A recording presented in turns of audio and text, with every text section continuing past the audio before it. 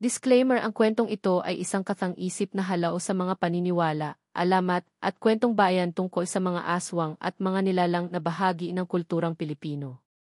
Anumang pagkakahawig sa tunay na pangyayari, pangalan, lugar, o tao, buhay man o patay, ay nagkataon lamang at hindi sinasadya ng may akda. Layunin ng kwentong ito na magbigay aliw, kilabot, at pagpapahalaga sa ating mayamang tradisyon ng mga kwentong kababalaghan, at hindi upang manira o magbigay ng maling impresyon sa sinuman o anumang grupo. Ang ilang bahagi ng kwento ay maaaring maglaman ng mga detalyeng nakakatakot o sensitibo, kaya't angkop lamang ito para sa mga mambabasang maisapat na gulang. Sa isang malayong baryo sa gitna ng kabundukan ng Kabisayaan, may isang lugar na tila nakalimutan na ng panahon. Ang mga bahay ay yari pa rin sa kawayan at pawid, at sa tuwing sasapit ang dapit-hapon, ang buong paligid ay naliligo sa ginintuang liwanag ng araw na unti-unting nagtatago sa likod ng bundok. Ang mga bata ay naglalaro sa kalsadang lupa, at ang mga matatanda na mainagkukwentuhan sa ilalim ng punong kahoy na nagsilbing tagpuan ng mga kwento at balita. Sa unang tingin, payapa at tahimik ang baryo, ngunit sa ilalim ng katahimikan ay may mga lihim na hindi basta-basta binubuksan. Si Kapitan Don Miguel ang pinuno ng baryo, isang matipuno at matapang na lalaki na kagalang-galang sa mga mamamayan. Sa kabila ng kanyang istriktong pamumuno, siya ay kilala ring may gininto ang puso. Ang kanyang asawa, si Doña Teresa, ay isang mabait na ginang na palaging nakasuporta sa mga proyekto ng baryo. Ngunit sa kabila ng kasaganaan at paggalang na natatanggap ng kanilang pamilya, isang malaking suliranin ang bumalot sa kanilang tahanan. Ang kanilang nag-iisang anak na babae, si Maria, ay nagdadalang tao. Sa una, naging masaya ang buong baryo sa magandang balita, ngunit unti-unting napalitan ng kaba at pag-aalala ang saya nang mapansin nilang tila may kakaiba sa pagbubuntis ng dalaga.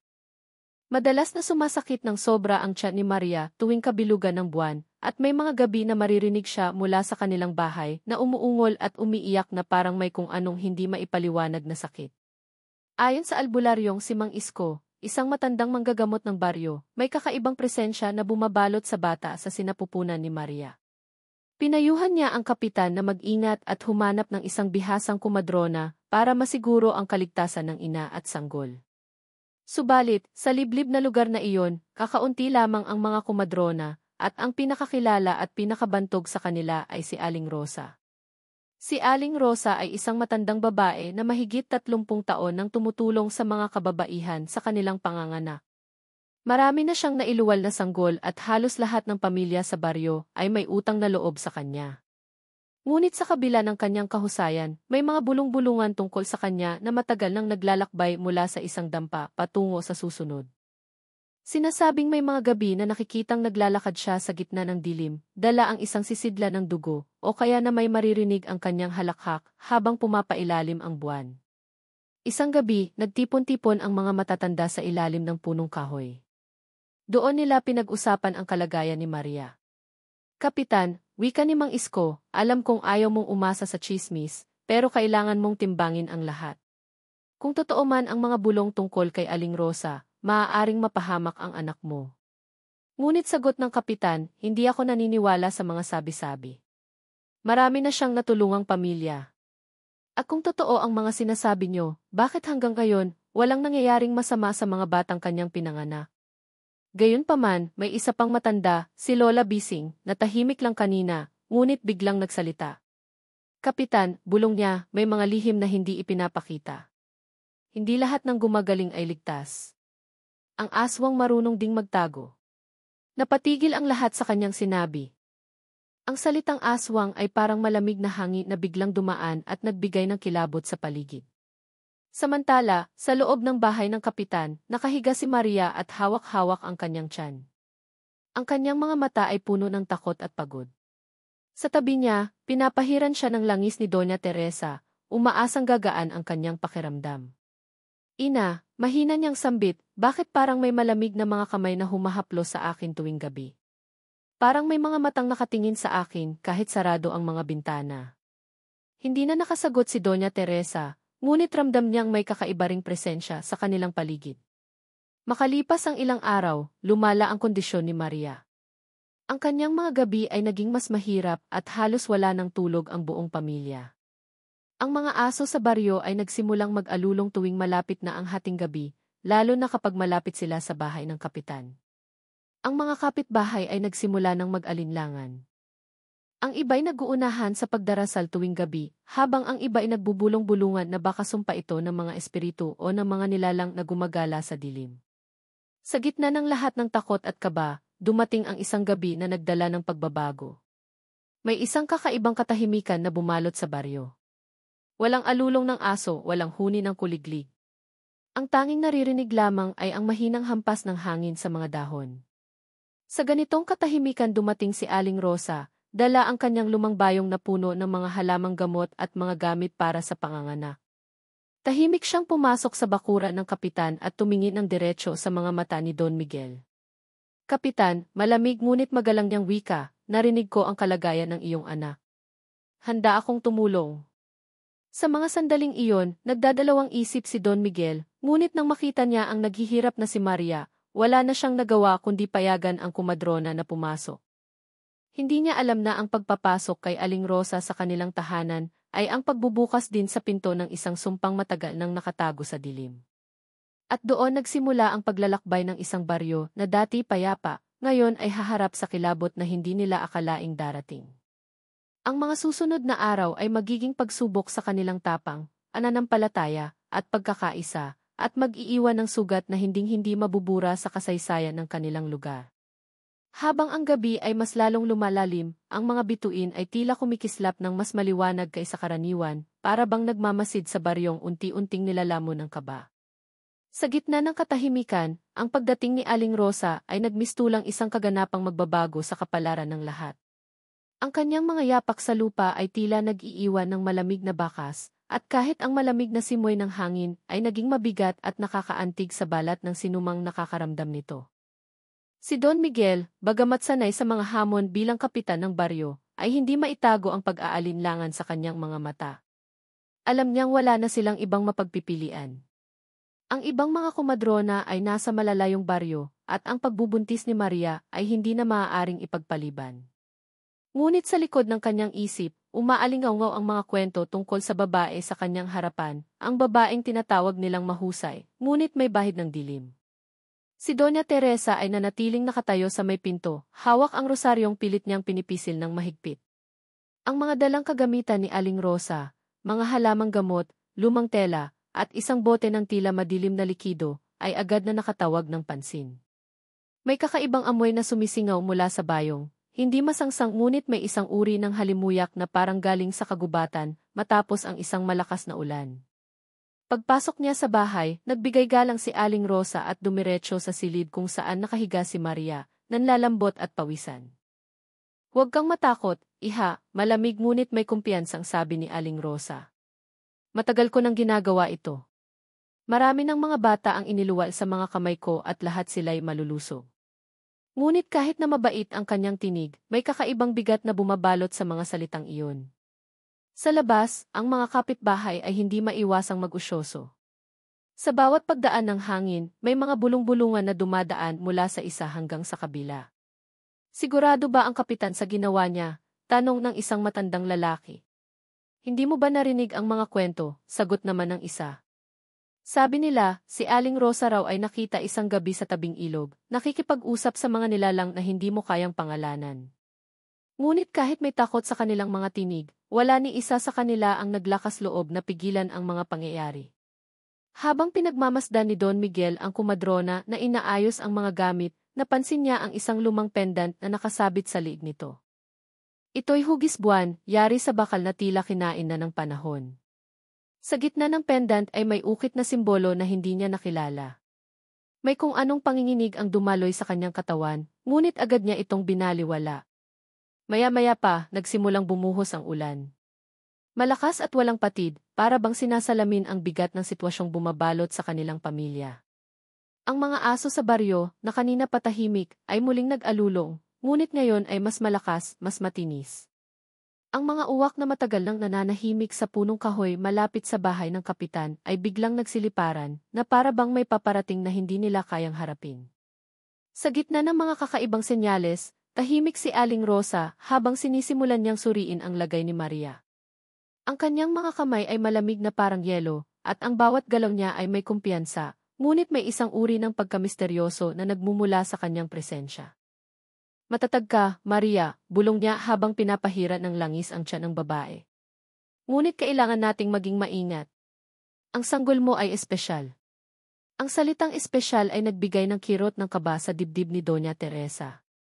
Habang lumilipas ang mga oras, patuloy ang mga bulong sa labas ng bahay. Si Mang Isko, ang albularyo, ay lihim na nagmamasid mula sa malayo. May hawak siyang maliit na bote ng asin at ilang dahon ng halamang ginagamit bilang proteksyon. Kilala niya ang mga simbolo at ritual na dala ni Aling Rosa, at bagamat hindi siya sigurado kung totoo ang mga kwento, naniniwala siyang mas mabuting maghanda kaysa magsisi. Kapitan, mahina niyang tawag mula sa labas ng bintana, maglagay ka ng asin sa mga sulok ng bahay. Hindi iyon makakasama. Sa una, nagdalawang isip si Don Miguel, ngunit kalaunan, sinunod niya ang payo. Sa mga baryo, ang mga lumang pamahiin ay hindi basta-basta binabalewala, kahit na mga taong matapang. Samantala, si Maria ay nananatiling nakapikit, pinipilit kalmahin ang sarili. Ngunit sa likod ng kanyang mga talukap, ang kanyang isipan ay puno ng mga imahe, mga aninong dumaraan sa bintana, malamig na hangin na tila humahaplos sa kanyang balat, at mga bulong na hindi niya maintindihan. Sa bawat segundo, ang kaba sa kanyang dibdib ay mas lalong lumalalim. Hindi rin maiwasan ni Doña Teresa na mapansin ang kakaibang tingin ni Aling Rosa sa tiyan ni Maria. Hindi ito basta tingin ng isang nag-aalalang kumadrona, ito ay tingin ng isang nilalang na tila may hinahanap, may ininanais. Ngunit hindi niya iyon binigyang tinig, sa halip, siya ay nagdasal ng tahimik, umaasang mali ang kanyang iniisip. Pagkatapos ay may narinig silang kakaibang ingay, isang mababang pag-ungol na hindi nila alam kung saan nanggagaling. Sa labas ba iyon? O nanggaling mismo sa loob ng bahay? Si Aling Rosa ay hindi nagpakita ng kahit anong takot. Tumingin siya sa paligid, nginisyan ang mag-asawa, at muling bumalik kay Maria na tila walang nangyari. Ngunit sa loob ng kanyang mga mata, may kumislap na kakaibang ningning, isang liwanag na nagpatayo ng balahibo ni Don Miguel. Ang pagdating ni Aling Rosa ay hindi lamang isang simpleng pagbisita para tumulong. Ito ay parang pagpasok ng isang banyagang puwersa na unti-unting bumabalot sa tahanan ng kapitan.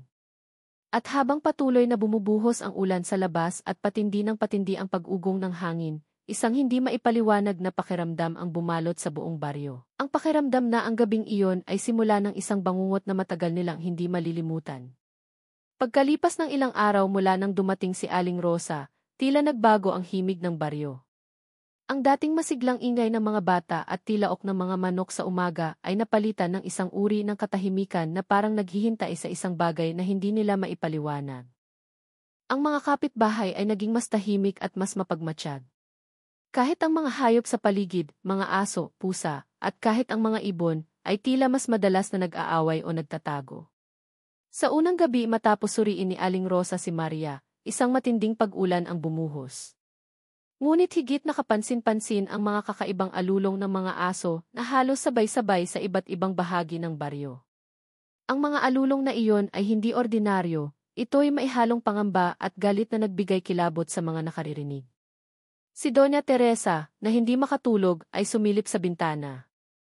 Nakita niya ang isang malaking uwak na nakaupo sa bubong ng kanilang bahay, nakatitig sa kanilang silid. Sa kabila ng malakas na ulan, ang mga pakpak nito ay tuyo, at ang mga mata nito ay tila nagliliwanag. Napaatras siya, hawak-hawak ang kanyang rosaryo. Kinabukasan, maagang dumalaw si Lola Bising sa tahanan ng kapitan. Dala niya ang ilang halamang gamot at isang lumang medalyon. Kapitan, mahina niyang sabi, maraming senyales na hindi mo dapat baliwalain. Ang mga uwak, ang mga alulong, at ang katahimikan ng hangin, hindi iyon karaniwan. Kailangan mong mag-ingat. Ngunit sagot ni Don Miguel, hindi ako maniniwala sa takot, Lola Bising. Hindi ako tatakbo sa mga anino. Gayunpaman, kahit paano'y naglagay siya ng medalyon sa ibabaw ng pintuan, hindi para maniwala, kundi para makapanatag kahit kaunti. Samantala, si Mang Isko ay nagsagawa ng isang maliit na ritual sa ilalim ng malaking punong kahoy sa gitna ng baryo. Kumuha siya ng asin at naglagay ng bilog sa paligid ng sarili habang nagdarasal ng mga sinaunang orasyon. May mga bulong-bulungan na ang matandang albularyo ay may kakaibang pakiramdam na may puwersang hindi nila nakikita ang gumagalaw sa baryo. Habang nag-aalay siya ng dasal, napansin niyang may malamig na hangin na biglang dumaan at pinatay ang kandila na dala niya. Hindi magandang senyales, bulong niya sa sarili. Kinagabihan, si Maria ay muling nagising sa gitna ng gabi. Ang kanyang balat ay malamig at pawis na pawis siya. Sa kanyang pandinig, may mga mahinang bulong na pumapasok mula sa labas ng bintana, mga tinig na hindi niya maintindihan ngunit malinaw na tinatawag ang kanyang pangalan. Maria! Maria at mahina at mahabang pagbigkas. Nagpumiglas siyang bumangon, ngunit agad siyang pinigilan ng kanyang ina. Anak, huwag kang gagalaw, bulong ni Doña Teresa, pinipilit itago ang takot sa kanyang tinig. Habang patuloy ang mga kababalaghan, isang matandang lalaki mula sa kabilang baryo ang dumating. Siya'y isang albularyong mas kilala pa kaysa kay Mang Isko at nagdala siya ng mga babala. Kapitan, wika niya, may mga kwento tungkol sa kumadronang iyan, si Aling Rosa. May mga baryo na nawala ang mga sanggol matapos niyang tulungan ang mga ina. May mga alagang hayop na natagpo ang walang dugo sa katawan. Hindi ako naninira, ngunit kailangan mong maghanda. Nagpa siya si Don Miguel na kausapin si Aling Rosa.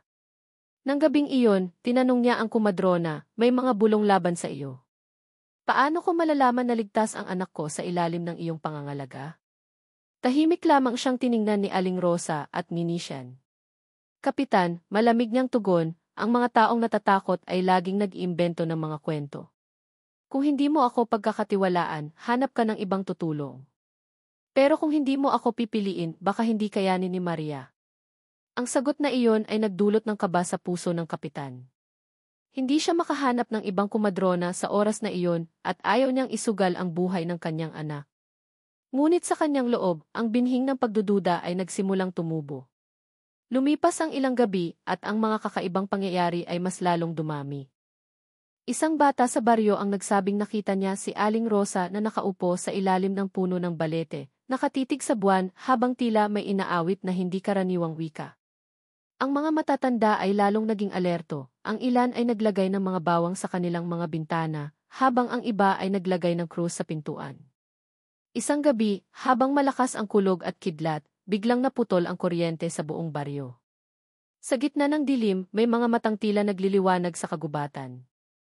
Ang mga aso ay nagtakbuhan at may maririnig na mga yabag sa bubungan ng mga bahay. Si Doña Teresa ay niyakap si Maria at sabay silang nagdasal. Sa labas ng kanilang bahay, may narinig silang mga yabag, hindi mabibigat na hakbang ng tao, kundi mga yapak na parang hayop. Si Mang Isko ay nagpasya ng harapin ang takot. Kinuha niya ang kanyang lumang sibat at ilang orasyon at naglakad papunta sa bahay ng kapitan. Ngunit sa pagdaan niya sa gilid ng kagubatan, may nakita siyang aninong dumadaan, mabilis, hindi maipaliwanag. Ang anyo nito ay parang babae, ngunit ang mga mata ay kumikislap sa dilim. Napaatras siya at agad na nagdasal ng malakas, nag-usal ng mga panalangin na minanapan niya sa kanyang mga ninuno. Kinabukasan, ang buong baryo ay puno ng kaba. Marami ang nagkwento ng mga kakaibang mga panaginip ng dugo at mga sigaw. Si Don Miguel, bagamat gusto sanang manatiling matatag, ay alam niyang hindi maipaliwanag na nangyayari. Lumapit siya kay Mang Isko. Kung may dapat tayong gawin, gawin natin ngayon, anya. Ang matandang albularyo ay tumango, ngunit alam niyang hindi magiging madali ang mga susunod na araw. Ang baryo na dati masigla at puno ng buhay ay ngayon balot ng pangamba. Sa bawat halakhak ng hangin at bawat aninong dumaraan, may bulong na maaaring totoo ang kanilang kinatatakutan. Ang mga hiwaga at babala ay nagsisilbing paalala na may mga bagay na hindi kayang ipaliwanag ng tao, at minsan, ang pinakamagaling na kumadrona ay maaaring maging pinakadelikadong kaalyado ng dilim. Mabilis na lumipas ang mga araw, at ang pag-ulan ay tila hindi na tumitigil, para bang ang kalangitan mismo ay nakikiramay o nagbababala sa baryo. Sa bawat pagpatak ng ulan, ang kaba ng mga tao ay lalong lumalalim. Dumating ang gabing kinatatakutan at inaabangan ng lahat, ang gabi ng panganganak ni Maria. Madilim ang langit, nababalot ng makapal na ulap na tinakpan ang liwanag ng buwan.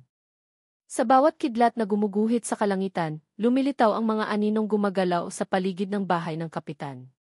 Ang mga aso ay naguunahan sa pag-alulong, at ang mga ibong uwak ay lumilipad sa itaas na tila nagmamasid. Sa loob ng bahay, ang mga kandila lamang ang nagbibigay ng liwanag, ang kanilang mga anino ay kumikislap sa mga dingding. Si Maria ay nakahiga, pawisan at nanghihina. Ang kanyang mukha ay namumutla, at ang kanyang mga kamay ay kumakapit ng mahigpit sa banig. Hawak ni Doña Teresa ang kanyang anak, patuloy na nagdarasal, habang si Don Miguel ay paikot-ikot, hindi alam kung paano tutulungan ang anak. Sa isang tabi, si Aling Rosa ay kalmado, tila walang bahid ng takot. Inayos niya ang kanyang mga gamit, mga halamang gamot, mga lumang tela, at isang sisidla ng tila kakaibang langis.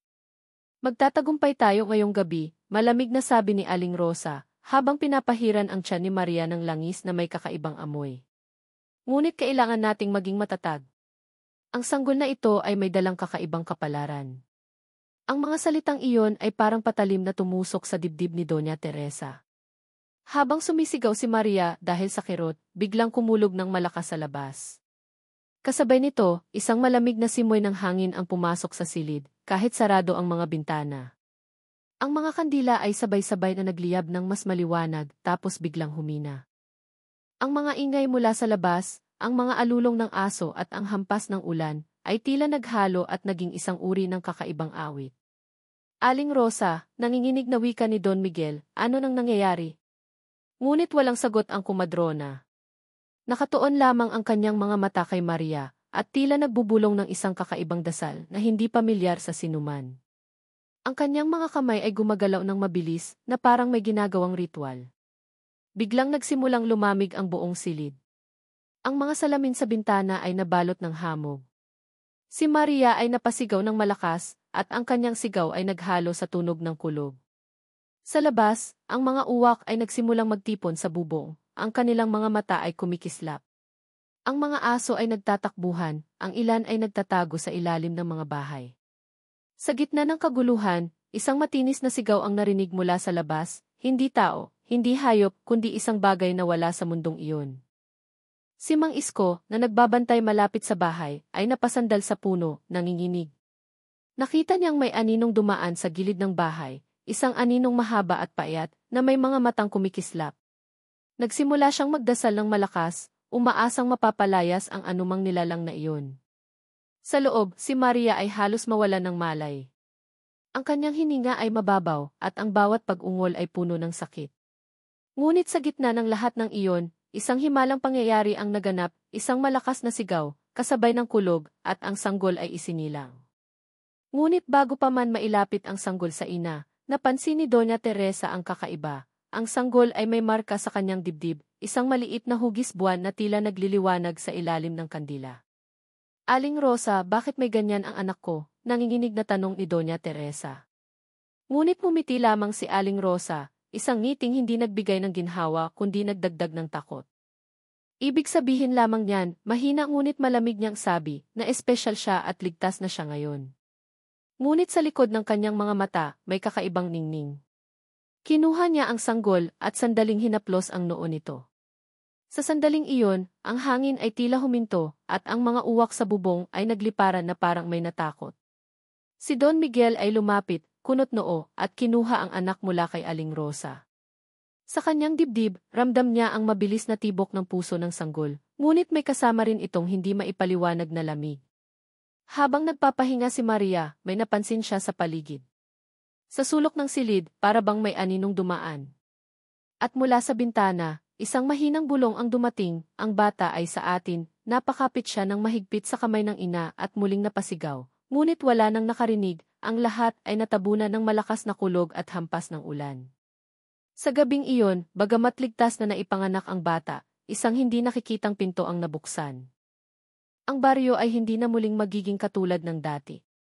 Ang bawat halakhak ng hangin, bawat alulong ng aso, at bawat kislap ng uwak ay magiging paalala na may isang sumpa o kapalaran na dumating kasama ng bata. At sa gitna ng lahat, ang katahimikan ni Aling Rosa ay tila nagsasabing hindi pa tapos ang bangungot na kanilang sinimulan. Kinabukasan matapos ang panganganak, nagising ang buong baryo na tila may ibang ihip ng hangin. Ang araw ay sumikat ngunit tila maputla, at ang mga ibon na karaniwang nag-aawitan tuwing umaga ay nanahimik. Sa bahay ng kapitan, may kakaibang bigat ang hangin, parang may hindi nakikitang presensyang nakamasid sa bawat galaw nila. Si Maria, bagamat nakaligtas sa panganganak, ay labis na nanghihina. Ang kanyang balat ay tila walang kulay, at ang kanyang mga mata ay may malalim na bakas ng pagod. Sa tuwing susubukan niyang bumangon, nakakaramdam siya ng matinding panghihilo at parang may sumisipsip ng kanyang lakas. Ina, mahina niyang bulong kay Doña Teresa, bakit parang wala akong lakas? Para bang may humihigop ng aking buhay tuwing gabi. Si Doña Teresa ay nagkunwaring matatag, ngunit sa loob-loob niya, ramdam niyang may kakaiba. Ang sanggol naman ay tila malusog sa paningin, ngunit hindi nakaligtas sa mata ng mga nakapaligid ang kanyang kakaibang mga matang tila mas maliwanag kaysa karaniwan at parang sumusunod sa bawat gumagalaw sa paligid. May mga pagkakataon na nakatingin lang ang sanggol sa isang sulok, tapos biglang tatawa o iiyak ng walang dahilan. Isang gabi, habang pinapadede ni Maria ang bata, napansin niyang ang mga kandila sa silid ay biglang humina at sa loob ng ilang segundo, nagdilim ang paligid. Nang bumalik ang liwanag, nakita niyang ang bata ay nakangiti ng malapad, para bang may kausap na hindi niya nakikita. Sa labas ng bahay, nagsimulang mangyari ang mga di pangkaraniwang bagay. Ang mga alagang manok at baboy ng kapitan ay isa-isang nagkakasakit. May mga hayop na natagpo ang walang buhay, ngunit kakaiba ang mga katawan, walang dugo, tila nilimas ng isang nilalang. Ang mga aso naman ay madalas na nakatingin sa isang direksyon sa kagubatan, tahimik na nakataas ang mga tainga, tapos biglang mag-aalulong ng malakas na parabang may dumarating na hindi nila nakikita. Isang gabi, habang malakas ang ulan, si Mang Isko ay nagpunta sa bahay ng kapitan para magdala ng ilang halamang gamot para kay Maria. Habang papalapit siya sa bakuran, napansin niyang may anino sa bubungan. Sa kislap ng kidlat, nakita niya ang isang hugis babaeng figura na nakaupo roon, nakayuko, at nakamasid sa loob ng bahay. Nang muling kumidlat, nawala ang figura na parang bula. Nanginginig na nagdasal si Mang Isko at mabilis na kumatok sa pinto. Kapitan, sabi niya habang nanginginig, may mga bagay na hindi natin kayang ipaliwanag. Kailangan mong protektahan ang anak mo at ang apo mo. Hindi ko alam kung anong nilalang ang kasama natin dito, pero may masamang enerhiya na bumabalot sa baryo. Tumango si Don Miguel, ngunit ramdam niyang ang kanyang tapang ay unti-unting sinusubok. Maging ang mga kapitbahay ay nagsimulang makaramdam ng mga kababalaghan. Si Lola Bising, habang nagdarasal sa gabi, ay nakarinig ng mga yabag sa kanyang bubungan. Nang sumilik siya sa bintana, nakita niya ang dalawang kumikislap na mata sa dilim, mata na hindi maaaring magmula sa tao. Ang isang batang lalaki naman ay nagsabing habang naglalaro siya sa tabing ilog, may babaeng lumapit sa kanya at nagtanong kung gusto niyang makita ang totoong anyo ng sanggol. Sa takot, tumakbo siya pabalik sa bahay, nanginginig. Sa bahay ng kapitan, si Maria ay nagsimulang managinip ng kakaiba. Sa kanyang mga panaginip, nakikita niya ang isang kagubatan na balot ng dilim at mga matang nakamasid sa kanya. May boses na bumubulong sa kanya, nagsasabing, ang anak mo ay may kapangyarihan at may kapalit ang bawat hininga. Sa tuwing magigising siya, ramdam niya ang lamig na parang yumayakap sa kanyang katawan. Isang gabi, habang pinapahinga ni Don Miguel ang sarili sa balkonahe, nakita niyang dumaan si Aling Rosa sa kanilang bakuran. Hindi siya kumatok o nagpaalam, dumaan lamang siya ng tahimik, dala ang kanyang bayong. Nang tanungin niya ito kinabukasan, ngumiti lamang ang kumadrona at sinabing, tinitiyak ko lang naligtas ang inyong anak. Hindi ba't gusto mo siyang mabuhay? Ngunit may kakaibang tono sa kanyang tinig, isang tono na hindi na masasabing purong kabutihan. Nagsimulang kumalat ang takot sa buong baryo. Ang mga tao ay naglagay ng bawang sa kanilang mga pinto, asin sa mga sulok ng bahay, at mga krus sa bawat silid. Kahit ang mga batang dati masayahin ay naging tahimik. Ang baryo na dati puno ng tawanan ay ngayon ay tila isang lugar na may nakabitin na panganib. Sa gitna ng lahat ng ito, ang sanggol ay lumalaking tila walang kamuwang-muwang. Ngunit tuwing gabi, may mga sandaling tila nagbabago ang kanyang presensya. Isang tahimik na katahimikan ang bumabalot sa paligid kapag siya'y gigising. Si Doña Teresa ay minsang nakatulog sa tabi ng duyan, at nagising na ang bata ay nakatingin sa kanya, ang mga mata nito'y kumikislap sa dilim, at ang maliit nitong labi ay bahagyang gumagalaw na parabang may sinasabing hindi niya marinig. Ang mga pangyayaring ito ay nagsilbing mga palatandaan na ang ipinanganak na sanggol at ang kumadrona ay hindi karaniwang nilalang. Ang baryo ay nabalot ng pangamba at alam ng lahat na ang tahimik na mga gabi ay hindi na muling magiging ligtas. Ang bawat ihip ng hangin ay nagdadala ng tanong, hanggang saan hahantong ang sumpang ito. Habang patuloy ang mga kakaibang pangyayari, unti-unting napuno ng pagdududa ang puso ni Don Miguel. Hindi na niya matiis ang mga bulong-bulungan at ang mga senyales na paulit-ulit na nagpaparamdam. Gabi-gabi niyang naririnig ang mga yapak sa labas ng bahay, at bawat pagbukas niya ng pinto ay wala siyang nakikitang sinuman. Ang mga mata ng kanyang apo, ang sanggol, ay tila sumusunod sa kanya, at tuwing hahaplosin niya ito, may biglang lamig na dumadaloy sa kanyang balat. Isang madaling araw, habang palabas siya upang silipin ang mga alagang hayop na isa-isa nang nagkakasakit, napansin niyang bukas ang isang maliit na bintana sa kusina. Sa liwanag ng buwan, nakita niya si Aling Rosa sa bakuran, nakayuko at tila may kinakalikot sa kanyang bayong. Lumapit siya ng tahimik, at sa bawat hakbang, lumilinaw ang kanyang nakikita, isang sisidla ng dugo na kumikislap sa ilalim ng liwanag ng buwan. Sa tabi nito ay may kakaibang halamang hindi niya kilala. Nang maramdaman ng kumadrona ang kanyang presensya, mabilis nitong isinara ang bayong at tumingin sa kanya nang may malamig na ngiti. Kapitan, wika ni Aling Rosa, nag-aalay lamang ako ng mga halamang gamot upang protektahan ang inyong anak. Hindi lahat ng nakikita mo ay masama. Ngunit sa loob-loob ni Don Miguel, ang ngiti at tinig ng kumadrona ay parang nagtatago ng mas malalim na lihim. Sa araw ding iyon, tinawag niya si Mang Isko upang kumonsulta. Hindi ako mapalagay, wika ng kapitan. May nakita akong dugo. At tuwing gabi, para bang may ibang puwersa sa loob ng aking bakuran. Ang matandang albularyo ay nagbigay ng mabigat na buntong hininga. Kapitan, kailangan mo nang malaman ang buong kwento tungkol kay Aling Rosa, sabi niya. Sa isang lihim na pagpupulong kasama si Lola Bising at ilang matatanda ng baryo, nagsimula silang magbunyag ng mga alaala ng nakaraan. Si Aling Rosa, ani Lola Bising, ay hindi ordinaryong kumadrona. Bago siya dumating dito sa ating baryo, may mga nayo na nagdusa dahil sa kanyang serbisyo. May mga sanggol na biglang naglaho, at may mga ina na hindi na nagising matapos manganak. Ngunit walang matibay na ebidensya laban sa kanya, dahil bawat bakas ay nawawala at bawat testigo ay biglang nagkakasakit. Idinagdag pa ni Mang Isko, may mga kwento na siya ay may kasunduan sa mga nilalang ng dilim. Ang sinumang sanggol na kanyang tutulungan ay nagiging bahagi ng isang sumpa o kapalarang hindi kayang kontrolin ng tao. Ang marka sa dibdib ng iyong apo, kapitan, ay isang tanda, isang paalala na hindi basta-basta ang bata. Samantala, si Maria ay nagiging mas maramdamin. Tuwing gabi, nararamdaman niya na may malamig na hangin na dumadaan sa kanyang silid kahit sarado ang mga bintana. Sa kanyang panaginip, may boses na bumubulong, ang iyong anak ay sa amin. Nang isang gabi ay ginising siya ng iyak ng sanggol, napansin niyang bukas ang pintuan ng silid at ang duyan ay bahagyang gumagalaw, ngunit wala roon si Aling Rosa. Nang sumilip siya sa labas, nakita niya ang kumadrona sa ilalim ng buwan, nakatingala at tila may sinasambit na kakaibang dasal. Ang susunod na araw ay nagdala ng takot sa buong baryo. Isa sa mga magsasaka ang nagulat na nakita niyang naglalakad si Aling Rosa sa gitna ng kagubatan, hindi nag-iiwan ng baka sa putikan. Sinundan niya ito mula sa malayo at nakita niyang pumasok ang babae sa isang kuweba na matagal nang kinatatakutan ng mga bata. Nang bumalik siya kinabukasan para siya sa atin, wala ni isang bakas na magpapatunay na may taong pumasok doon. Sa takot, nagdesisyon si Don Miguel na harapin si Aling Rosa ng direkta.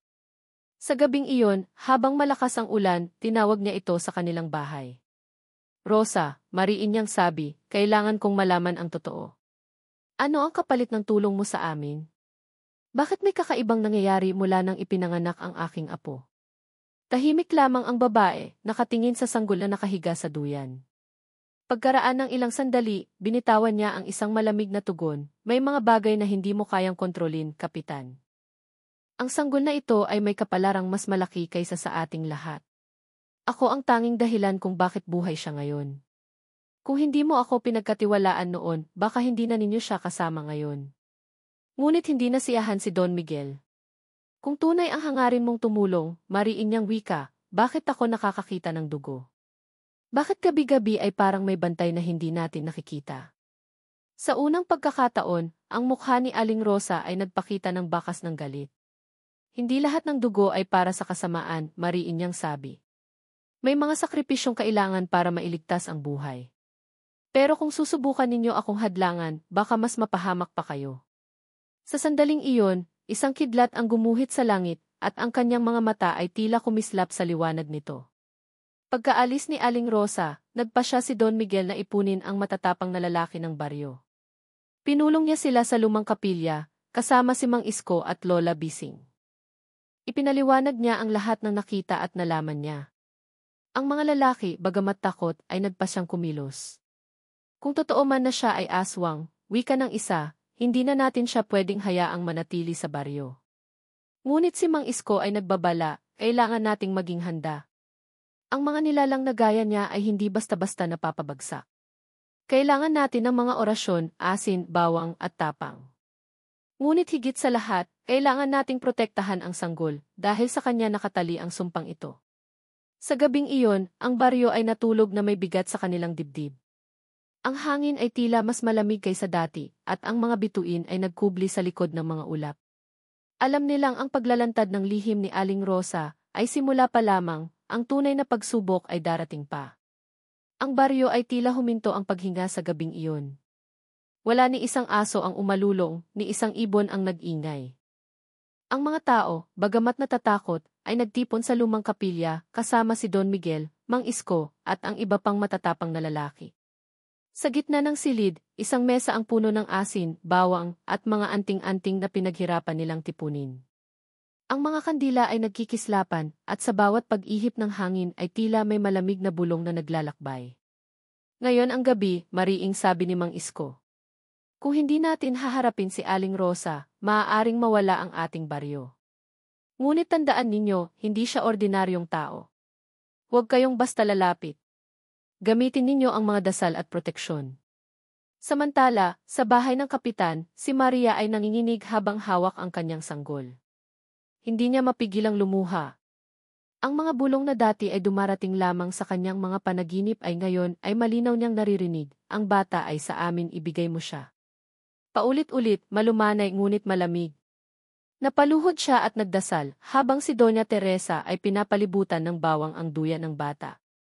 Sa labas, ang hangin ay biglang humangin ng malakas, at ang mga dahon ng puno ay nagkiskisan na parang may nagbabantang bagyo.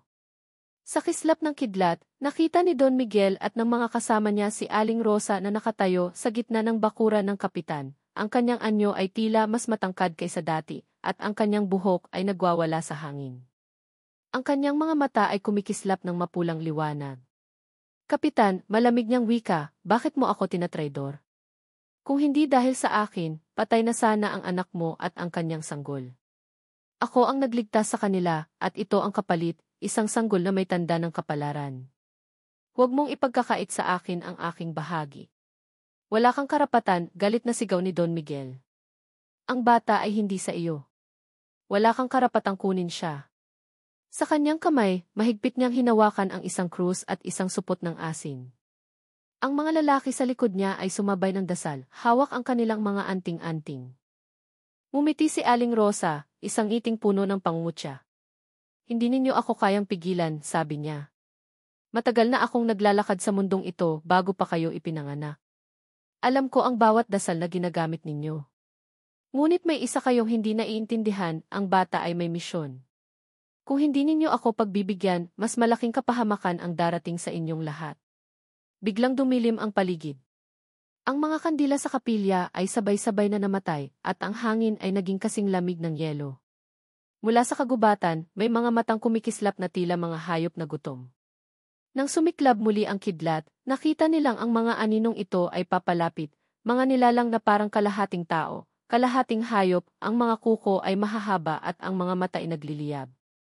Maghanda kayo, sigaw ni Mang Isko. Sabay-sabay nilang inihagis ang asin at pinatili ang kanilang mga dasal. Ang ilan sa mga nilalang ay umatras, ngunit ang iba ay nagpatuloy. Sumugod si Aling Rosa, ang kanyang anyo ay unti-unting nagbabago, ang kanyang balat ay kumikislap na parang may kaliskis, at ang kanyang mga ngipin ay lumalabas na tila mga pangil. Sa gitna ng kaguluhan, narinig ni Maria ang iyak ng kanyang sanggol at nakita niyang bahagyang bumukas ang bintana. Isang anino ang sumubok na pumasok. Sa takot, hinugot niya ang maliit na krus na iniwan ng kanyang ina at inilapit sa sanggol. Sa isang iglap, may malamig na hangin na dumaan at ang anino ay umatras na may nakakasindak na sigaw. Habang nagpapatuloy ang labanan sa bakuran, si Don Miguel ay sumugod kay Aling Rosa. Itinaas niya ang krus at itinapon ang asin sa kanyang direksyon. Sa unang beses, nakita niyang umatras ang kumadrona, ngunit hindi siya nagtagal at muling lumapit, mas galit at mas malakas. "Hindi mo ako kayang talunin, Kapitan," sigaw niya. Ngunit sa likod niya, si Mang Isko ay naglabas ng isang matandang orasyon, isang dasal na bihira ng ginagamit. Ang mga salitang iyon ay nagpalakas ng liwanag ng krus ni Don Miguel. Nang muli niyang itaas ang krus, isang malakas na liwanag ang bumalot sa paligid. Ang mga nilalang mula sa kagubatan ay nagsisigaw at naglaho na parang usok, at si Aling Rosa ay napaatras, ang kanyang balat ay tila nasusunog sa liwanag. Ngunit bago siya tuluyang naglaho, nag-iwan siya ng huling babala. "Hindi pa tapos ang lahat," malamig niyang wika. "Ang sanggol na iyan ay hindi ninyo maitatago magpakailanman." Ang kanyang kapalaran ay nakasulat na sa mga bituin. Pagkatapos, sa isang iglap, naglaho siya kasama ng ulan at kidlat, iniwang nanginginig at nagtataka ang buong baryo. Sa katahimikan ng gabing iyon, kahit na nagtagumpay silang paalisin si Aling Rosa, alam nilang hindi iyon ang wakas. Ang hangin ay tila nagdadala pa rin ng kanyang bulong. Ang baryo ay muling nakahinga, ngunit ang bigat sa kanilang dibdib ay hindi nawala, isang paalala na may mas malalim pang laban na darating. Matapos ang gabing naganap ang matinding pagtutuos, bumalik ang katahimikan sa baryo, ngunit iyon ay katahimikan na may bigat, parang ang bawat huni ng kuliglig at ihip ng hangin ay may kasamang bulong ng mga lihim na hindi pa natatapos. Ang mga tao ay nagsimulang bumangon mula sa takot, ngunit ang kanilang mga mata ay maihalong pag-aalala sa hinaharap. Kahit na naglaho si Aling Rosa, ang kanyang mga salita ay nagpatuloy na umuukit sa kanilang isipan. "Ang sanggol ay hindi ninyo maitatago magpakailanman." Sa mga sumunod na araw, si Don Miguel ay nagpatawag ng pulong kasama ang mga matatanda ng baryo at mga pamilyang naapektuhan. "Hindi tayo pwedeng magpakampante," wika niya. Kung tama ang kanyang sinabi, may mas malaking panganib na paparating. Si Mang Isko ay sumang-ayon. Hindi lahat ng laban ay natatapos sa unang pagkapanalo. May mga sumpa at kasundo ang hindi basta-basta nababasag. Sa kabila ng takot, nagpasya silang protektahan ang sanggol. Sa tulong ni Mang Isko at Lola Bising, naglagay sila ng mga anting-anting sa bawat sulok ng bahay, naglagay ng bawang at asin sa mga bintana, at nagdasal ng mga sinaunang orasyon gabi-gabi.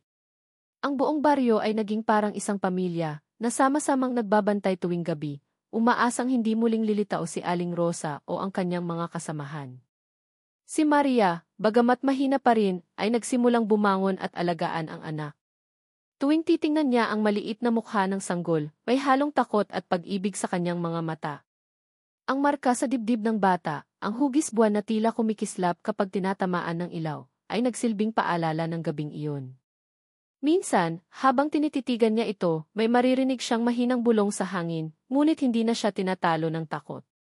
Sa halip, hinahaplos niya ang sanggol at bulong sa sarili, "Hindi kita ibibigay kahit kanino." Isang gabi, habang ang buong baryo ay nakabantay, biglang bumagsak ang isang matinding ulan.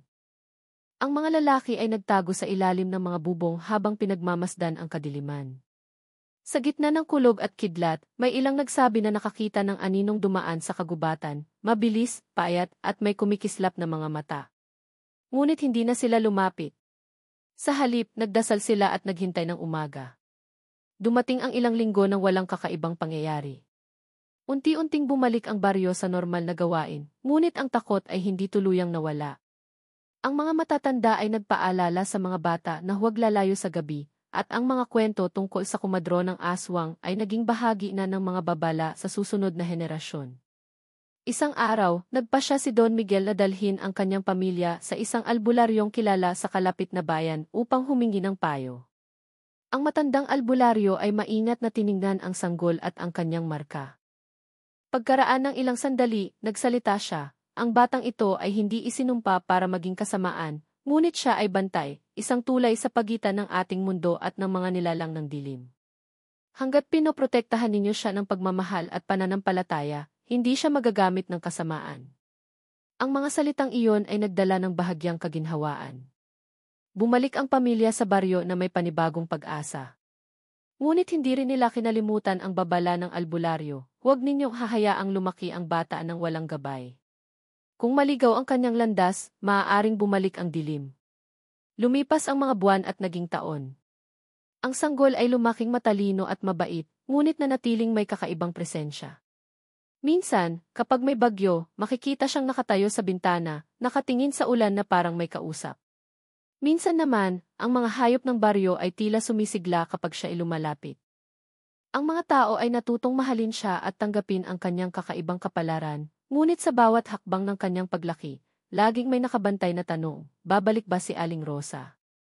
Isang gabi, habang maliwanag ang buwan, nakita ni Maria ang kanyang anak na naglalakad sa ilalim ng puno ng mangga, kahit mahimbing na natutulog dapat siya.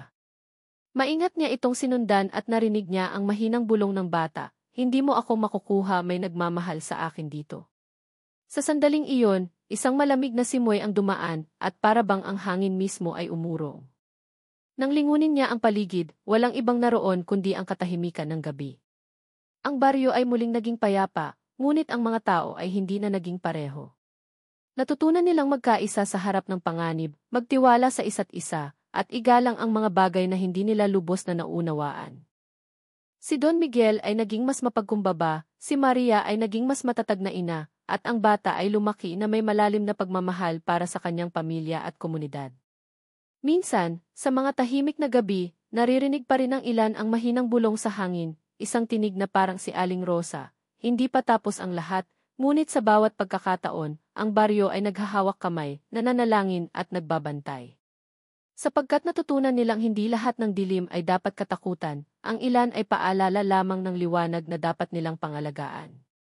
Wakas ang kwento ng Kumadro ng aswang na nagpaanak sa anak ng kapitan, ay naging alamat sa baryo, isang babala at isang paalala. Sa bawat bagong henerasyon, ikinukwento ito ng matatanda hindi para takutin, kundi upang turuan ang mga bata na maging mapagmatsyag, magtulungan at manalig sa kabutihan. Sapagkat sa mundong ito, may mga bagay na lampas sa ating pangunawa, at ang tanging sandata laban sa dilim ay ang liwanag ng pagmamahalan at pananampalataya. 2.